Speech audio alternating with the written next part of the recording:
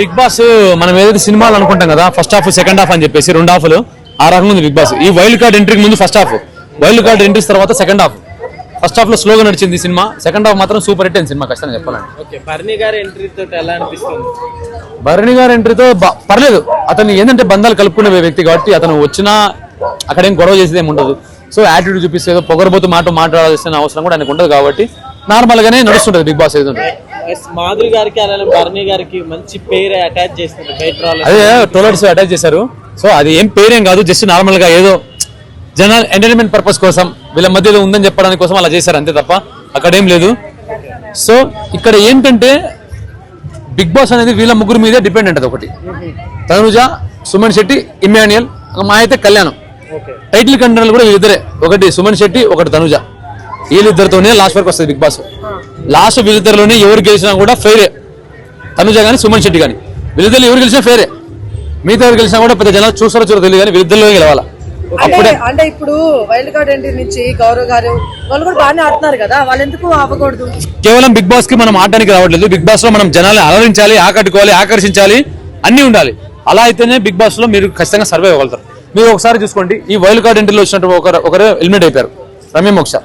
అందరూ తెలిసి ఎలిమినేట్ అయిపోతుంది. ఎందుకు ఎలిమినేట్ అయిపోతుంది అంటే ఆవిడ బిగ్ బాస్ కి అడాప్ట్ అవ్వలేదు, బిగ్ బాస్ ని తను అడాప్ట్ చేసుకోలేకపోయింది. కానీ దివ్యల మాధవి ఫస్ట్ నార్మల్ గా కరెంట్ పోల్ లాగా వచ్చి అందరికి షాక్ ఇచ్చారు జనాలకు.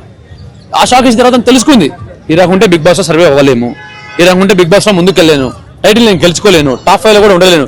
సో ఇప్పుడున్న పీక్ స్టేజ్ లో, ఇప్పుడున్న ప్రైమ్ టైమ్ లో బిగ్ బాస్ టాప్ 5 కంటెండర్ కూడా ఆవిడ దివ్యల మాదిరి. అంటే మళ్ళీ కలుపుకొని పోవడము, అమ్మ అండము, బుజ్జగించడము, ఆదుకోవడం, ఇలాంటి చేస్తుంది. సో ఇది స్ట్రాటజీలు ఇలాంటి ప్లే చేసుకోవాలి బిగ్ బాస్ లో. అంతే తప్ప నేను తోపుని, నేను తొక్కేస్తా అలాంటి మాటలు మాట్లాడితే బిగ్ బాస్ ఎవరు ఉంచారు. జనాలు ఎక్కడ పెట్టాలో అక్కడ పెడతారు, ఎక్కడ రాడు దించాలో అక్కడ దించేస్తారు. భరణి గారు శ్రీజ గారు రీఎంట్రీ ఇచ్చేసి ఇప్పుడు వెళ్ళిపోతున్నారు, శ్రీజ వెళ్ళిపోతున్నారు. సో అది మీకు ఎలా అనిపిస్తుంది? ఇప్పుడు Bharani garu soft and cool person, safe game ఆడతాడు, బంధాలు కలుపుకుంటూ పోతున్నాడు, అలాంటి వ్యక్తి గురించి కాబట్టి అతను మైనస్ చెప్పాలంటే కూడా నాకేం పెద్ద ఎత్తుక్కోవాలనిపిస్తుంది. సో దమ్ము శ్రీజ ఎలా అంటే తను ఏదైనా కౌంటర్ ఇవ్వగలుగుతుంది ఈజీగా, మాటకు మాట, దెబ్బకు దెబ్బ అంటారు కదా మనము. సో అలాంటి మాటలు, కౌంటర్లు ఇవ్వని, ఏదైనా కానీ ఏదైనా వస్తే దాంతో కలుపుకుంటూ పోవడం కానీ ఇలాంటి చేస్తే దమ్ము శ్రీజ. సో అలాంటి వ్యక్తి వెళ్ళడం కూడా తప్పనిపిస్తుంది. ఉండాలి, ఈ ఫైర్ కి తన ఫైర్ యాడ్ అవ్వాలి. హౌస్ లో బాండింగ్స్ ఏమి లేకుండా కరెక్ట్ గా గేమ్ ఎవరు ఆడుతున్నారు? కరెక్ట్ గేమ్ అంటే నాకు తెలిసి తనుజ గారు కొంచెం, తను ఏడుస్తుంది. బాండింగ్ పెట్టుకోలేదా? బాండింగ్ పెట్టుకుంది, లేకుండానా?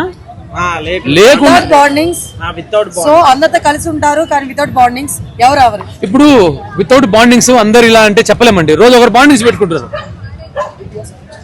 ఇప్పుడు దివ్య గారు అయితే పెట్టుకోవట్లేదు, సుమన్ శెట్టి కూడా అంతే సేమ్ పెట్టుకోవట్లేదు. దివ్య, సుమన్ శెట్టి తప్ప అందరు పెట్టుకుంటున్నారు. వెళ్ళిపోయారు కదబ్బా. ఇప్పుడు సుమన్ శెట్టి చెప్పాల్సిన అవసరం లేదు, నేను సుమన్ శెట్టి ఫ్యాన్ అబ్బా. ఎందుకని? ఆయన అసలు ఏందన్నా, ఆయన ఎంత నేచురల్ గా ఉంటాడు. ఆయన యాటిట్యూడ్ ఎక్కడైనా చూపించాడా? ఎక్కడైనా పొగరబోత్తం తనంతో మాట్లాడా? అది నువ్వు జేవు అని చెప్పేసి అన్నాడా?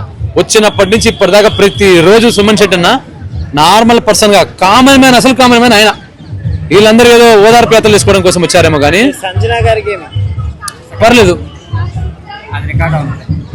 ఈ రకం ఇప్పుడు సుమన్ శెట్టి అన్న చూసుకోండి, ఫస్ట్ నుంచి న్యాచురల్ గా ఉంటున్నాడు. ఎక్కడ కానీ తడబడ్డం కానీ, ఏదైనా తగ్గడం కానీ అన్నీ చేయకుండా తన గేమ్ ఆడుకుంటూ, యాటిట్యూడ్ చూపించకుండా, కలుపుకుంటూ, ఆకట్టుకుంటూ వెళ్తున్న వ్యక్తి మన సుమన్ శెట్టి అన్న.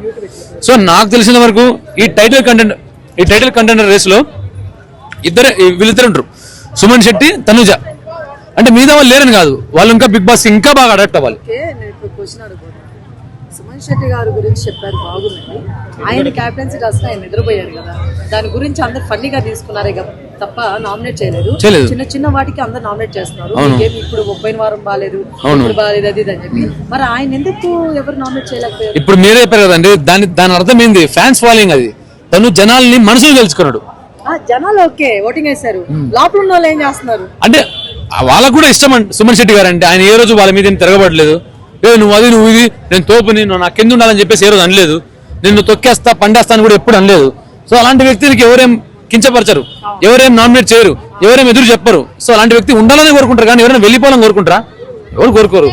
అంటే ఇప్పుడు నేనేమంటానంటే, ఇప్పుడు మీరు అన్నారు మంచితనం అని చెప్పి, మరి తనుజ కూడా ఇమ్మాన్యుయల్ తో బాగానే ఉంటుంది కదా, మరి ఎందుకు ఇమ్మాన్యుయల్ అని తనుజని నామినేట్ చేశారు? అదొక స్ట్రాటజీ గేమ్ లో. ఇప్పుడు తనుజ గారు నార్మల్ పర్సన్ కాదు, ఆవిడ టైటిల్ కంటెండర్. సో కొన్ని విషయాలు చూసుకుంటే తనుజ గారిని ఎదిరించిన వాళ్ళు ఉన్నారు, మళ్ళీ ఎదిరించి తగ్గిన వాళ్ళు కూడా చాలా మంది ఉన్నారు చెప్పాలంటే. సో అదొక స్ట్రాటజీ. సో అప్పుడు అలా ప్లే అయింది. తను మళ్ళీ ఏమన్నా నన్ను తనుజతో ఉంటే నాకేమైనా ఫరక్